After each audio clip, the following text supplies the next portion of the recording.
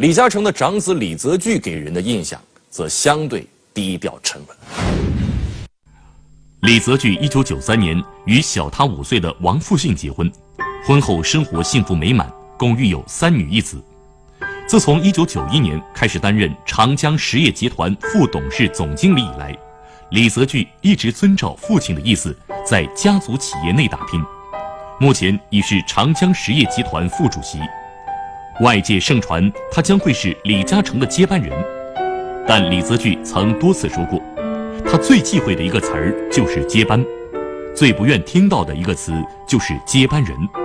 他说，父亲正年富力强，精力智力旺盛，他不会这么快退休。他让我们兄弟负一些责任，仅仅是分担父亲的部分担子，使他更能集中精力处理大事。同时，这也是对我们兄弟的锻炼。现在传媒談接班問題為時過早。爸爸佢好識用錢嘅，佢好識用錢嘅意思就係佢知道佢生命之中邊啲嘢對佢係緊要嘅。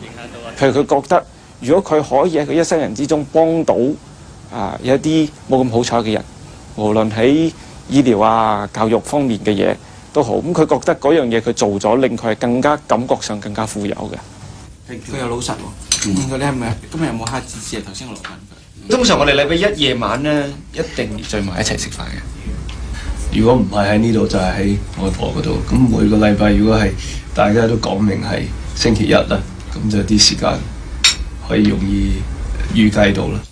我咪成日話佢蝦芝芝嘅，我咪叫佢唔好蝦。頭先我落問佢，有冇蝦芝芝啊？佢諗咗少少啦咁。哇少少啦。你哋唔好鼓勵佢。冇鼓勵佢鬧佢嘅係。以前咧就教佢做人佔99%啦，依家有時傾下生意都會有嘅。三分一講生意啦，三分二依然教佢做人嘅道理。如果想過著一種富豪啲嘅生活咧，1960年我已經絕對有呢個資格嚇。但你信唔信喺佢哋出世嘅時候咧？阿維塔64年出世嚇。Oh, thank you. Later, please. Yeah, after later. Thank you. 我呢帶佢哋去嗰啲木屋區，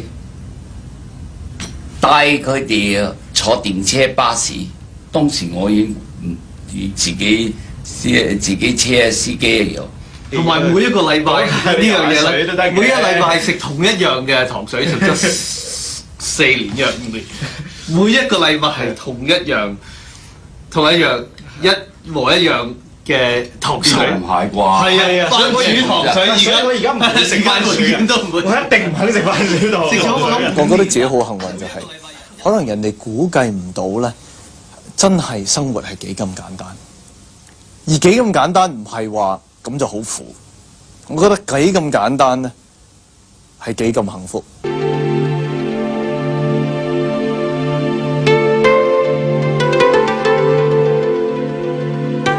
方寸之間自己嘅天地，自己認為一生之中咧，你做好多事咧，你確係付出金錢、付出時間、付出心血去貢獻俾人，呢個係令到你一生引以為榮、自我